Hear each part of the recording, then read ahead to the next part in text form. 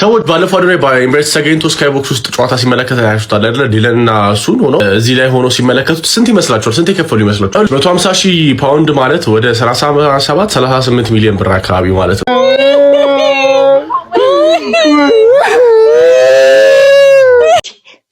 አድኑልኝ፣ በሰማይ በምድር ታገኙታላችሁ። አድኑልኝ ወገኖች።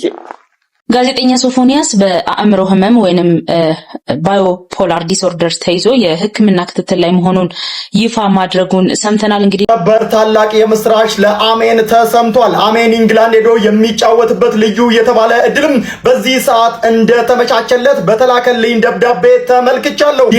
ሰላም እንዴት ናችሁ? የናታን ቫይብ ቤተሰቦች፣ ዛሬም እንደተለመደው በአዲስ ቪዲዮዎች ተመልሰን መጥተናል። ወደ ቪዲዮአችን ከመግባታችን በፊት ግን እኔ በምሰራቸው ቪዲዮዎች ውስጥ እየገባችሁ ኮመንት የምታደርጉት አንዳንድ ሰዎች ማለት ነው የምትጽፉት ኮመንት ስላስገረመኝ ነው ይሄን ልላችሁ የፈለኩት። እና ምንድነው እዚህ ሚዲያ ላይ እዚህ ቻናል ላይ አብዝተህ አዶናይ ነው ፕሮሞት እያደረክ ያለው፣ ስለ አዶናይ ጥሩ ነገር ነው እየሰራ ያለው በብዛትና ለምን ይሄን ታደርጋለህ? ለምን ሚዛናዊ አትሆንም?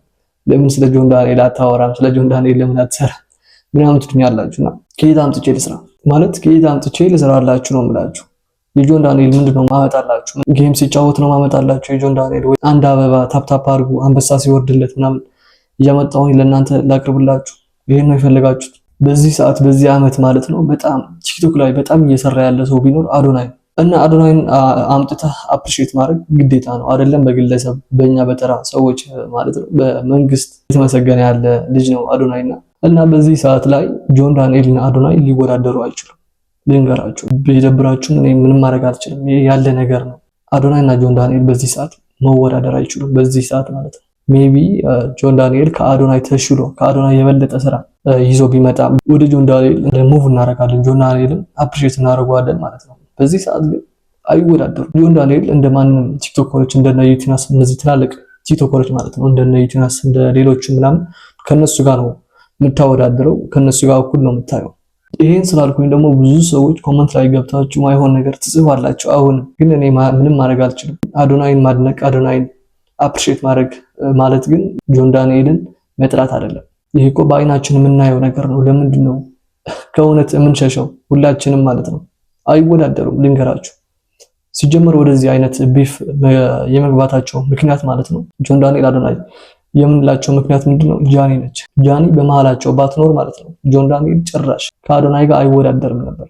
በቃ ቲክቶከር ነው፣ ላይቭ ጌመር ነው፣ ትልቅ ላይቭ ጌመር ነው ጆን ዳንኤል ማለት ነው። በላይቭ ጌም ጆን ዳንኤል የሚያክለው የለም። ጆን ዳንኤል ቮት ታደርጋለህ ምናምን በላይቭ ካወራ ማለት ነው። በእንደዚህ በቲክቶክ በኢንፍሉዌንሰር በተጽዕኖ ፈጣሪ ብትሉ ግን አዶናይ ነው። ጃኒ እና ጆን ዳንኤል ደግሞ መወዳደር ይችላሉ። ሁለቱም ተጽዕኖ ፈጣሪ ናቸው፣ ላይቭ ጌመር ናቸው። ሁለቱም ናቸው መወዳደር የሚችሉት፣ እኩል ናቸው ማለት አንዱ ካንዱ ሊበልጥ ይችላል ጆን ዳንኤል እና ጃኒ ማለት ነው እንጂ ጆን ዳንኤል እና አዶናይ ሊወዳደሩ አይችሉም በዚህ ሰዓት በዚህ አመት ማለት ነው። እንዳልኳችሁ ግን ጆን ዳንኤል የተሻለ ስራ ይዞ ከመጣ ከአዶናይ የተሻለ ስራ ይዞ ከመጣ እኛም አፕሪሺየት እናደርገዋለን ማለት ነው። ከዛ ትናንትና ደግሞ ጆን ዳንኤል ከሆነ ልጆች ጋር እየተሰዳደበ ጥቃቅንና አነስተኛ ሁላ የሶስት መላጣ ልጅ ምንም አባ አፈጥርም አካውንት ውስጥ 5,000 ብር የለ እኔ ቸልሲ እንደዚህ የእናቱን ሽሮ እየበላ የመላጣ ልጅ ሼር ያረኩላችሁ ቪዲዮ ነበርና በሱ ጉዳይ እኔን ነው የምትሰድቡኝ። ጆን ዳንኤል በተሳደበው ማለት ነው አምጥቼ ነው ያሳየኋችሁ ያለውን ነው፣ ምንም የጨመርኩት የለም። ኢቭን እንኳን እኔ አስተያየት አልሰጠሁበትም ማለት መጥፎ አስተያየት ማለት ነው። ለምን እንደዚህ ያደርጋል ምናምን ማለት ነው። ጆን ዳንኤል በተሳደበው እኔን ትሰድቡኛላችሁ እና ይሄ ነገር ትክክል አይደለም። አንድ ሰው በጭፍን አትውደዱ፣ የሚታይ ነገር ውደዱ እንጂ የሌለ ነገር እያመጣችሁ ኮመንት አትጻፉ ለማለት ያክል ነው ጋይሶች። እንደዚህ ማወራችሁ ስለማከብራችሁ ነው ጋይሶች። እና ይሄ ስል ደግሞ በጣም ብዙ ሰዎች ኮመንት ላይ እኔን አፕሪሺየት የምታደርጉኝ እኔን የምታበረታቱኝ ሰዎች በጣም ነው ማመሰግነው ማለት ነው በጣም። እና ወደ ዛሬ ቪዲዮአችን ስንመለስ ብዙ ጉዳዮች አሉ።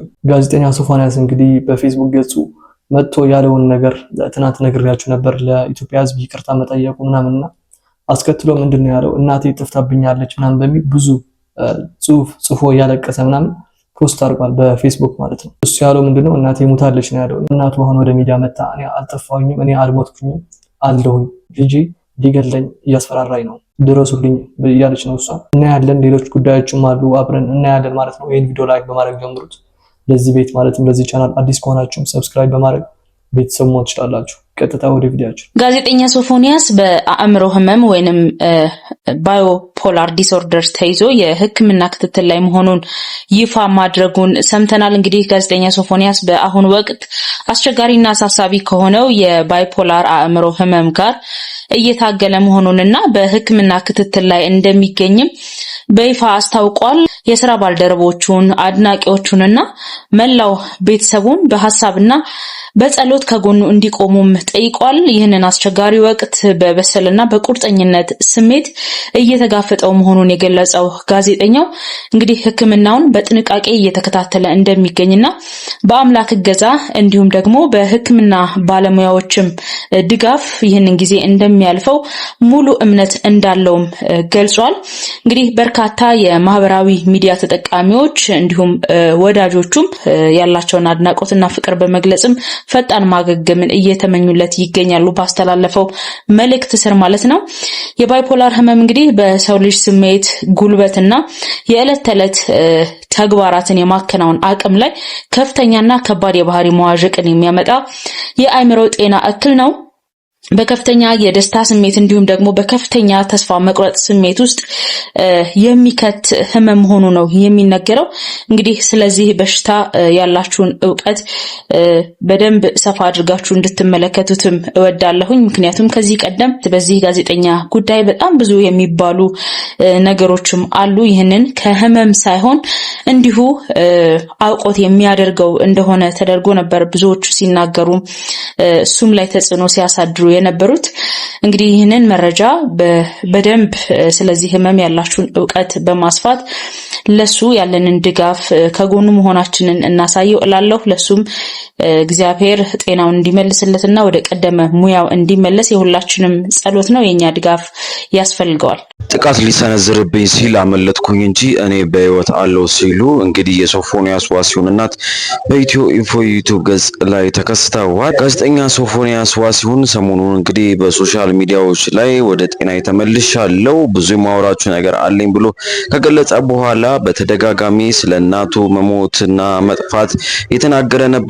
ነገር ግን እናትየው ይህንን ያደረኩ ደጋ ለማድረስ ሲሞክርብኝ ነው ብለዋል። ጋዜጠኛው ሕክምና ክትትል ሲያደርግበት ከነበረ ሆስፒታል አምልጦ ጸበል ከገባ በኋላ መድኃኒት በማቋረጡ ምክንያት የአእምሮ ጤና በማገርሸቱ አሁን ከፍተኛ ቀውስ ላይ ይገኛል። ይህንን ችግር እንድትረዱኝና እንድታግዙኝ እፈልጋለሁ ሲሉ እናቱ ጥሪ አቅርበዋል። የእናቱን ጥሪ በመመልከት አቅም ያላችሁ ድጋፍ እንድታደርጉ በዚሁ አጋጣሚ ጥሪን አቀርባለሁ። እና እንደምንሰማው ነው እና ጋይሶች በጣም ነው የሚያሳዝነው። አሁን የእናቱን ኢንተርቪው እንይና እንመለስበታለን። ዘይት ጥዶ በሁለት ብረት ድስት ጥዶ አንተክትኮ ለኔ ነበር ያ ነገር እላይ ሊገለብጥብኝ። ሆስፒታል ምናምን ስንወስደው አይቀመጥም፣ በሽንቴን ብሎ ያመልጠናል። እንደውም በመጥረጊያ እንጨት እኮ እንዲህ አናቴን በጀርባዬ በኩል እንዲህ ሊመታኝ ነበር። ብዬ ነው የደረሰኝ። እናንተ ይሄንን መቆጣጠር አልቻላችሁም? ስልኩን መቀበል አልቻላችሁም? እንቅልፍ የለንም። ካሁን መጣዩ ነገር ያደርገናል ምናምን ነው። ምን እናረጋለን? ቤቱ እንዳልነበረ ሆኗል እና በቃ እየወጣሁኝ ከህይወት አይበልጥም። አላመንኩትም። በቃ አድኑልኝ፣ በሰማይ በምድር ታገኙታላችሁ። አድኑልኝ ወገኖች። ሶፎንያስ እንደዚህ አልነበረም።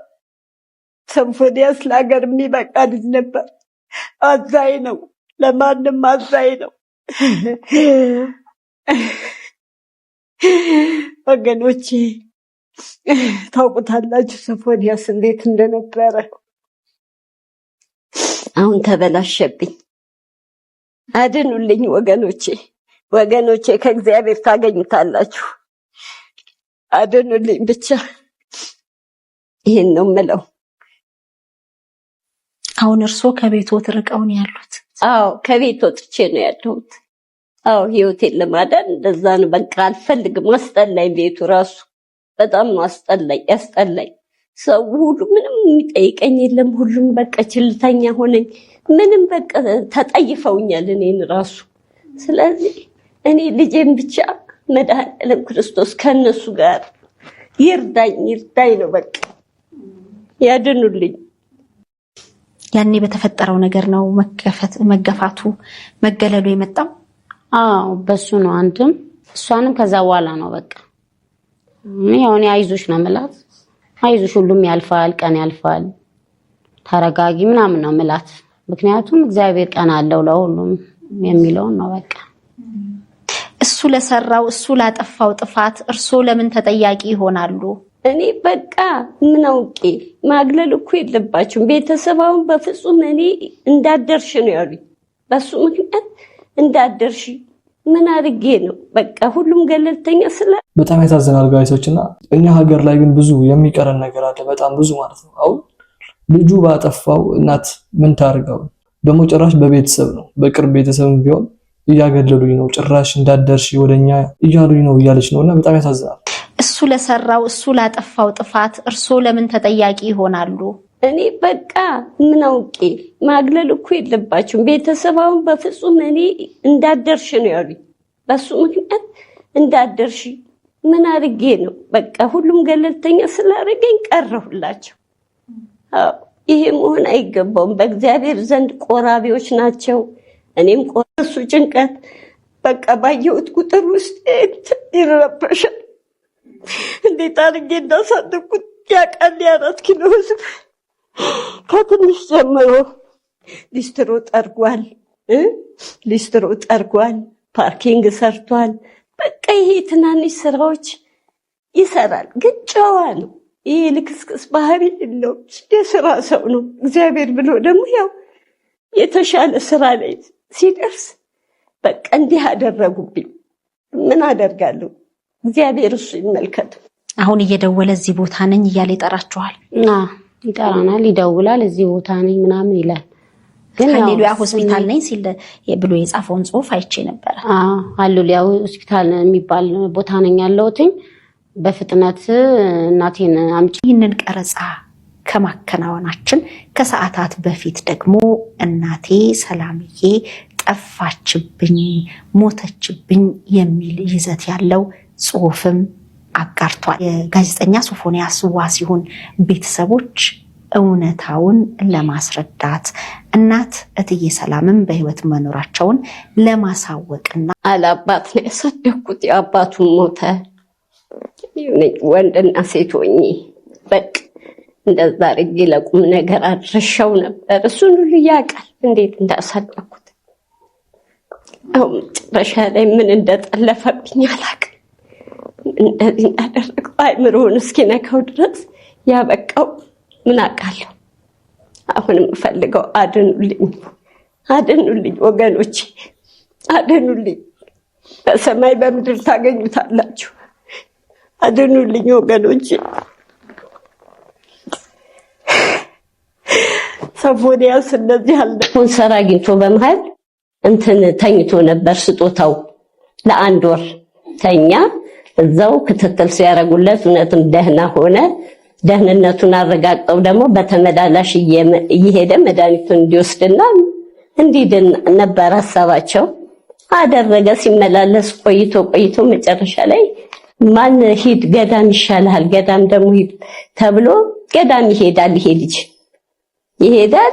ከሄደ በኋላ እዛ ገዳም ውስጥ ደግሞ መድኃኒት አይገባም ተብሎ ተቀምጦ ለ5 ወር ያህል ጸበሉን እየተከታተለ ሲኖር በኋላ በቃ ይሄ የአይምሮ እንትኑ እየጨመረ መጣ። በቃ እያመመው ውሰዱኝ ነው በቃ ሰውነት የማለቀ ምግብ አልበላልሽ አለኝ ምናምን ብሎ ሲለኝ እኔ ደግሞ በዛ ሰዓት ምንም አቅም የለኝም ለመውሰድ ማለት ነው። እሱ ያው በሽታው ስለሆነ አምልጦ ወጣ። ይሄው አሁን እንደምታየው አንዱ ጋር እንወስዳለን ስንል ይሽሎኮለኩብናል። በቃ አሁን አምልጦ የወጣው አሁን ነው። አዎ የካቲት ወስደነዋል። የካቲት ተኝቶ ወዲያውኑ ልክ እንትን ሲል ሹልክ ብሎ ካልጋ ላይ ወርዶ ይጠፋብናል። ይኸውልሽ እንደገና ደግሞ አራታው ስለው መርፌ አይነካኝም ይለናል። መርፌ አይነካኝም። መርፌ ከነካህ አባ ምን ብለውኛል አለ። መርፌ ከነካ ትሞታለህ። ስለዚህ ስላሉኝ እኔ መቃብሬ ደብረ ሊባኖስ ነው ይለናል። በቃ እንዲህ እያለ ውስብስብ ያለ ንግግር ስለሆነ አሁን ነገሩ እየከፋ በእኔ አድኑልኝ። በቃ አሁን ስናየው ትክክል አይደለም። በቃ ንግግሩ ሁሉ። ሁለተኛ ደግሞ እኔ አጠፋሻለሁ አንዴ በመጥረቢያ ልሻለሁ ይለኛል፣ አንዴ በቢላ ልሻለሁ ስላለኝ ህይወቴን ማዳን ስለሆነ አምልጬ ወጥቻለሁ። በቃ ጠፍተውቦት ነው እናቴ ተሰወረችብኝ፣ ምን ነው ጨከንሽብኝ የሚል ጽሑፍ የለቀቀው? አዎ በቃ እንደዛ ነው። ጉዳት ሊያደርስቦት ሞክሮ ነበር? ብቻው ቢሆንም እንደውም በመጥረጊያ እንጨት እኮ እንዲህ አናቴን በጀርባዬ በኩል እንዲህ ሊመታኝ ነበር። ብዬ ነው ሰው የደረሰልኝ እና ብዙ ነገሮች አጥፍተዋል። ቤቱ ወድሟል። እንደገና ዘይት ጥዶ በሁለት ብረት ድስት ጥዶ አንተክትኮ ለኔ ነበር ያ ነገር ላይ ሊገለብጥብኝ የታሰበው ማለት ነው። ሰው ደርሶ አጥፍቶት አውርዶ ይቀዝቅዝ ብለው አስቀመጡ።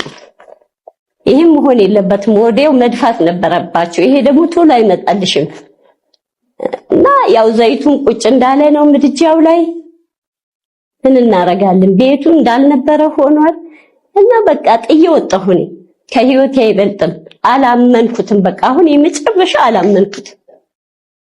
በፊት ግን እንደው እንትን ነይ ሲለኝ እየተከተልኩ እዛ ነይ ሲለኝ እየተከተልኩ ሳይሆን ንግግሩ ምንም ትክክል አይደለም። በቃ ራስሽን አስተዋውቂልኝ። እንደው ማነች? ስሜ ፍቅርተ ዋሲሁን ይባላል። የሶፎንያስ ታላቅ እህቱ ነኝ። ያው በቃ እሷ እንዳለችው ነው ሁሉም ነገር። በቃ አሁን ጸበል ሂዷል ተጠምቁም ብሎ ያው ይድናል ተብሎ ነበረ። ያው መድኃኒቱ ስለተቋረጠ በዛ ምክንያት ነው አምልጦም መጣ። ያው እንዳለችው ነው ሆስፒታል ተኝቶ ነበረ። ከዛም እያመለጠ ምናምን ነው በቃና በቃ መድረሻውም መሄጃውም አናውቀውም። በቃ እዛ ነኝ ሲል እዛ ስንሄድ የለም፣ እዛ ነኝ ሲል እዛ ስንሄድ የለም እና በጣም ነው ደከመኝ። እየደወለ ነው የሚነግራችሁ? እየደወለ ነው የሚነግረን። በቃ ያለበት ቦታ እንሄዳለን አናገኘውም እና በቃ በጣም ከብዶናል እኛ ራሱ። ምክንያቱም በቃ ቢያንስ ሰው ቢረዳው ነው የምለው እኔ። በጣም ታሟል። አሁን በዚህ ሰዓት ራሱ እንደዚህ ቢታይ እንግዲህ በፊት የሚያውቁት ሶፎንያስ አይደለም አሁን ያለበት ማለት ነው። እና ጋይሶች እናቱን በጣም ነው የሚያሳዝኑት፣ በጣም ማለት ነው። በዚህ እድሜያቸው እንዲህ ሚዲያ ላይ ወጥተው ሲያለቅሱ ደግሞ በልጃቸው ማለት ነውና በጣም ነው የሚያሳዝነው።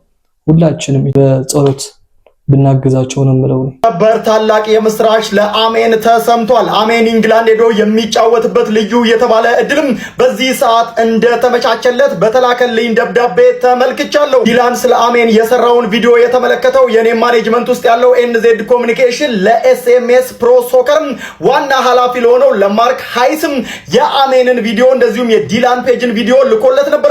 በዚህም ታዲያ ኤስኤምኤስ ፕሮ ሶከር በቀጥታ አሜንን ወስዶ ከተለያዩ ሀገራት የተውጣጡ ቶርናመንትን በቦልተን ወንደረርስ ሜዳ ላይ የሚያደርገው ቶርናመንት ላይ አሜን እንዲሳተፍ እንደምትመለከቱት ፍቃዱን ሰጥቶታል። እዚህ ቪዲዮ ላይ ታዲያ ዲላን ፔጅንም ሜንሽን አድርጉት። እንደዚሁም ደግሞ አሜን ይሄ ድል የሚሳካለት ከሆነ እነ ክሪስ ኤግልና እነ ሳም አላርዳይስ ሲፈነጩበትና እጅግ ውብ ጨዋታን ሲያሳዩን በነበረው በቦልተን ወንደረርስ ስቴዲየም ልዩ የተባለ ቶርናመንት አሜን ይኖረዋል ማለት ነው። በነገራችን ላይ ኤስኤምኤስ ፕሮ ሶከር በተለያዩ ጊዜያት ኢትዮጵያ ያሉ ታለንቶችንም የሚመለምል ሲሆን አሜን ታዲያ ከዚህ ውስጥ አንደኛው እንዲሆን የዲላን ፔጅን ጥሪ ተቀብለው እሺ ብለዋል ማለት ነው። ለአሜንም ይሄ መረጃ የሚላክለት እና አሁንም ከዚህ ስራ በስተጀርባ ያለው ማን ነው? አዶናይ ነው። ሰዎች ባለፈው አዶናይ በኤምሬትስ ተገኝቶ ስካይቦክስ ውስጥ ጨዋታ ሲመለከት ያያችሁታል አይደለ? ዲለንና እሱን ሆኖ እዚህኛው ስካይቦክስ ላይ እንደምትመለከቱት ከስር ብዙ ቪዲዮ ወጥቶ ነበር። እሱን ፎቶ ስላላገኘሁት ነው። እና እዚህ ላይ ሆኖ ሲመለከቱት ስንት ይመስላችኋል? ስንት የከፈሉ ይመስላችኋል? ሁላችሁ አርሰናል ለመጨረሻዎቹ ሁለቱ ጨዋታዎች ለበርንሌይ ጨዋታና ብቻ ይሄ መጨረሻው ዕለት ላደረጋቸው ጨዋታዎች 150,000 ፓውንድ ድረስ አካባቢ ይጠይቋል ስካይቦክስ ውስጥ ገብቶ ለመመልከት ማለት ነው። ሰዎች 150,000 ፓውንድ ማለት ወደ 38 ሚሊዮን ብር አካባቢ ማለት ነው። እና ያንን ብር ከፍሎ ነው እሱም ኬሳይም እንትናም የገቡት ድልንም የገቡት ማለት ነው። ያው ያ ብር ተከፍሏል። ግን ምን መሰላችሁ ያው እንደምታውቁት ኬኤስኤም የፕራይም ባለቤት ነው ከሎገን ፖል ጋር ማለት ነው። ከዛ ፕራይም ደግሞ የአርሰናል ስፖንሰር ነው። ስለዚህ ስፖንሰር እንደመሆኑ አንድ ስካይቦክስ ያገኛሉ ማለት ነው። እናም ያው የከፈሉት እና ኬኤስኤም ናቸው። ግን እንደዛም ተከፍሎለት 150,000 ፓውንድ ተከፍሎ 30 ምናምን ሚሊዮን አስቡት። አንድ ገመች ሲከፍላችሁ አንድ ጨዋታ ገብታችሁ ስትዩ ማለት ነው። አዶናይ ያ ኤክስፒሪየንስ አድርጎታል ማለት ነው። እና ያውላችሁ ባለፈው ቪዲዮ ሰራላችሁ አዶናይና ኬኤስኤም መገናኘታችሁ በጣም ትልቅ ነገር ነው አላልኳችሁም? ኬኤስኤም ትልቅ ሰው ነው። ብሪቲሽ ጎት ታለንት ፕራይም ከሜሲ ጋር ይጣላሉ። ባይዘው አስቡት። ይሄ ሰውዬ ከሜሲ ጋር እንትን የሚል ሰው በመጠጡ ምክንያት ማለት ነው። የሜሲ መጠጥ ከፕራይም ጋር ይመሳሰላል ተብሎ ማለት ነው። ባለፈው አዶናይና ኬኤስኤም መገናኘታቸው አላልኳችሁም? ከልብ ነው። ምክንያቱም ኬኤስኤም በጣም ቢግ ኮንተንት ክሬተር፣ ከኮንተንት ክሬተርነት አልፎ ሰውየው ኢንተርናሽናል ሴሌብሪቲ ሆኗል። ይሄ ኢንተርናሽናል የሆነ መጠጣላ በስማችሁ የሆነ ብራንድ በስማችሁ የሆነ ነገር ስትከፍቱ ይሄ ግለሰብ እንደዛ ሆኗል እና እሱ ሰውዬ ጋር መገናኘቱ ለአዶናይ በጣም ትልቅ ነገር ነው። እና እንደሰማችሁት ነው እንደነ ሎዛ አይነቶች ብዙ ሰዎች ማለት ነው ሚዲያ ላይ አዶናይን ለዲላን ፔጅ ኢትዮጵያ አምጥቶ ብዙ ነገር ያስጎበኘው ነበርና ብዙ ነገር እያደረገለት ነበር። ነገር ግን ሻሂ እንኳን አልጋበዘውም እያለች ነበር ሎዛና ለሎዛ አድርሱላት። እዛ ኳስ ለማየት ብቻ 37 ሚሊዮን ነው የከፈለው። አስቡት፣ አንድ ገመችስ ማለት ነው። አዶናይ አይደለም የከፈለው ከፍለውለት ነው። የዛሬ ቪዲዮአችን ይመስል ነበር። በቀጣይ ቪዲዮ እስከምንገናኝ ቸር ሰንብቱ።